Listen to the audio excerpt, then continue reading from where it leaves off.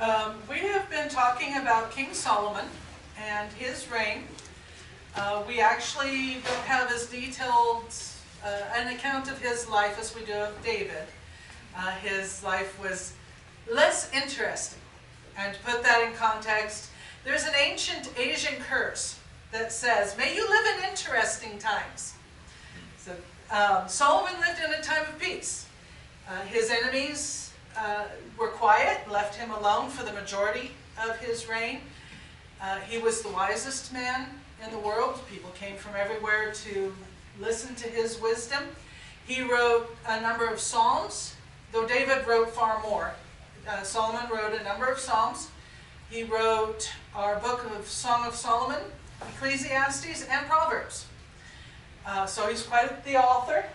I have heard of people who choose every day to read one chapter from Psalms, and they read the chapter that corresponds with the date. So on the 5th of the month, they read the 5th Proverbs, not Psalms, the 5th Proverbs, and on the 12th, they read the 12th Proverbs. And they read the whole book of Proverbs every month because it contains such an overwhelming amount of wisdom in it. Unfortunately, Solomon married a lot of different women, and most of the marriages were political in nature. He married the daughters of kings of other countries, and the other countries did not worship God. So his wives led him away from worshiping the true God. So after that happened, he did have some enemies arise, and he had to deal with those.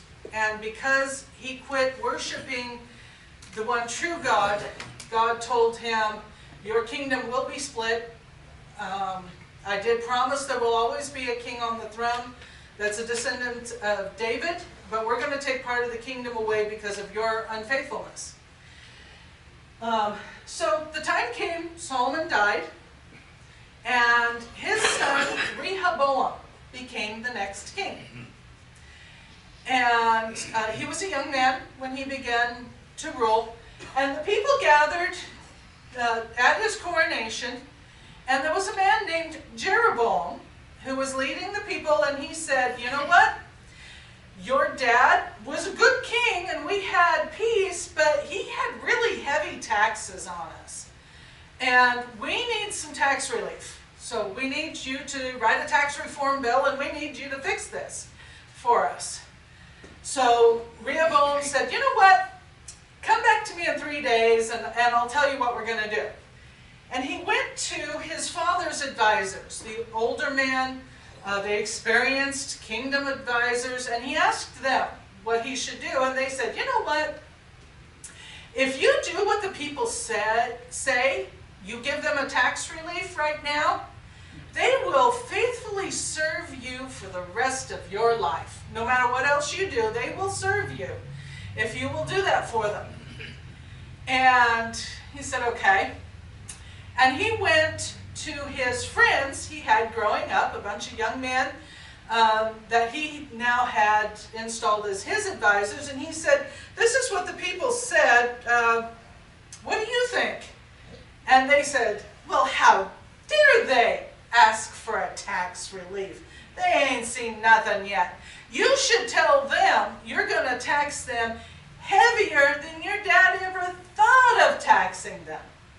Because they dared to show this insolence of rebellion and ask for this. So Rehoboam went in front of the people after his 3 days, and he went with the advice of the young people. And he said all the bad things to the people. And Jeroboam said, "You know what, Israel? We don't have to serve him. We'll just go make our own country." And that's what they did. 10 of the tribes split apart, and all the 10 in the most northern part, where's my map? The 10 in the northern part split apart and became the country of Israel. They even set up their own altars to worship God, so they didn't have to go to Jerusalem anymore. Unfortunately, Jeroboam built a calf to represent God and led them all off into idolatry. But they no more went down to Jerusalem. The tribe of Judah, and I believe the tribe of Benjamin, And parts of the tribe of Levi stayed with Rehoboam. There were Levites in the northern kingdom that moved to the southern kingdom so that they could stay serving the true God at the true temple. But basically, it was the tribes of Judah and Benjamin became the nation of Judah, and a complete different country. Rehoboam tried to militarily take the people back, and God told him, yeah, you better not, because I'm not with you, and you will lose. And so he went back home. And he had a long reign also. He was not as faithful to God as he should have been. But that takes care of this king after Solomon.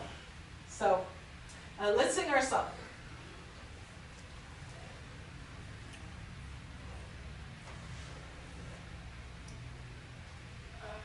F5. There we go. I've got the joy, joy, joy, joy,